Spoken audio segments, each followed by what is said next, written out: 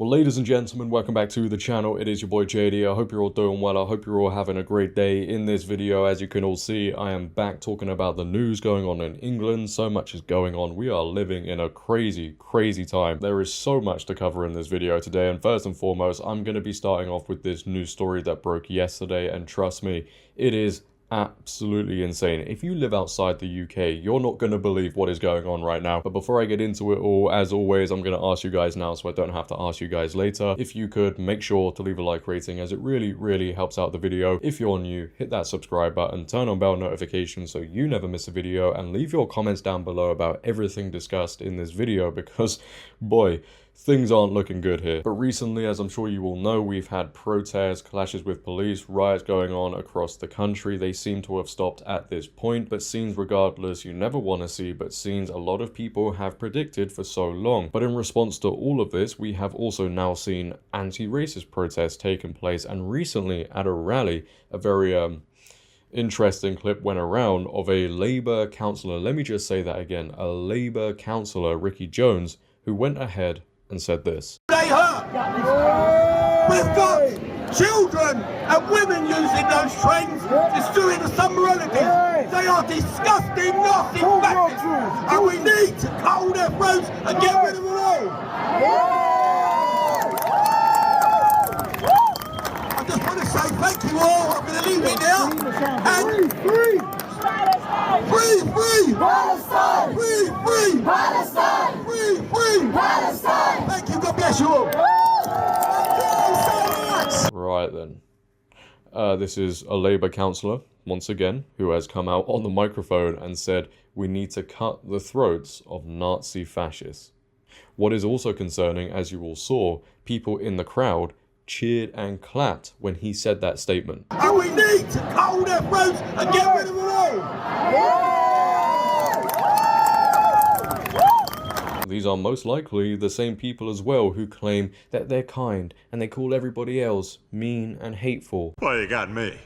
By all accounts, it doesn't make sense. Now, this caught a lot of backlash, as it should, but not only because of what he said, but also because the Labour government recently have made it very clear they're going to crack down on people who are inciting violence online or offline, and people want fair treatment across the board. Because in the past, we have seen people treated differently depending on where their political views lie. So naturally, people were saying, are they going to take action here? However, the Met Police have announced on X, because apparently that's what we do now, we announce things on X. Anyway, they have announced that this man has been arrested. They go on to post update, officers have arrested a man aged in his 50s at an address in southeast London. He was held on suspicion of encouraging murder and for an offence under the Public Order Act. He is in custody at a South London police station. But let's check out this Daily Mail article that gives a little bit more information surrounding the whole thing. A Labour councillor was today arrested on suspicion of encouraging murder after being filmed telling a crowd that far-right rioters should have their throats cut. Ricky Jones, who sits on Dartford Borough Council in Kent, was seen speaking in Walthamstow, East London last night as he railed against disgusting, nasty fascists. Now, they've got that quote wrong because I believe the general consensus is he did say Nazi fascists. Speaking to hundreds of people, Jones accused member of the far right of putting National Front stickers with razor blades hidden behind them on trains. Jones then launched into an inflammatory speech saying they are disgusting Nazi fascists and we need to cut all their throats and get rid of them all. This drew some cheers and sporadic applause from people stood around him, but some people did look shocked at his reference to cutting throats before he led the crowd in a chant of Free Palestine. But today the Metropolitan Police confirmed he had been arrested at an address in southeast London and held on suspicion of encouraging murder and for an offence under the Public Order Act. He is now in custody at a police station in South London. Jones, who is an organiser for the Transport Salaried Staffs Association Union, has also been suspended by the Labour Party. Now, this was another thing people were wondering about. People were asking,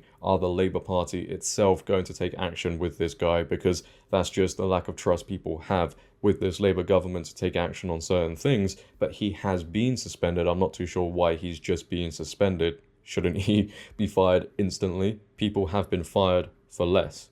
If this was somebody else, if this was the other way round, that person would have no job in politics again. But talking about people getting into trouble with the law, we now have news surrounding people facing digital consequences for posting during this time about the riots, etc., etc., specifically around wrong information about the Southport stabber. The Guardian have reported Chester woman 55 arrested over false posts about Southport murders. A woman has been arrested on suspicion of publishing written material to stir up racial hatred as police warn of misinformation. A 55-year-old woman has been arrested in relation to a social media post containing inaccurate information about the identity of the suspect in the Southport murders. A woman from near Chester was arrested on Thursday on suspicion of publishing written material to stir up racial hatred and false communications. She is being held in custody by Cheshire Police. Cheshire Superintendent Alison Ross said, "We have all seen the violent disorder that has taken place across the UK over the past week, much of which has been fueled by malicious and inaccurate communications online. It's a stark reminder of the dangers of posting information on social media platforms without checking the accuracy. It also acts as a warning that we are all accountable for our actions, whether that be online or in person." Yeah, you did hear that correctly. If you have posted wrong information about the attacker, which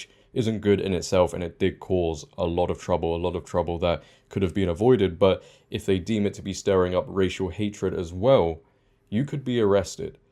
Now, to most people, that sounds worrying, because most people, including me, do not trust anybody in government to run a bath. So if police have been given this power to arrest people over false information, could that not be exploited in the future? Since day one, I have been saying these riots may be used for more censorship and surveillance. You have so many people now in this country, obviously aligning on the leftist side of things, saying we should ban X. Elon Musk shouldn't be the owner. Very strange times we're living in, and I think it's something people should keep an eye on. But the government have also come under more criticism because they are deciding whether to bring in an agreed definition of Islamophobia. The Telegraph go on to report, Labour is considering adopting a controversial definition of Islamophobia, despite warnings it could harm free speech, the Telegraph can reveal. Prime Minister Sir Keir Starmer and Angela Rayner, his deputy, are weighing up a range of views about whether to introduce an agreed description of anti-Muslim prejudice. A definition of Islamophobia would not be legally binding, but organisations would be urged to adopt in a similar way to the anti-Semitism definition accepted under Theresa May in 2016. Campaigners say the concept must be clearly codified amid rising prejudice towards Muslims, including attacks targeted at mosques in the wake of the Southport killings last week. Critics fear, however, it could amount to a blasphemy law, and senior conservatives have insisted it must not be allowed to stifle legitimate criticism of Islam. Now, obviously, people being attacked depending on their faith and mosques being targeted, etc., etc., shouldn't be happening,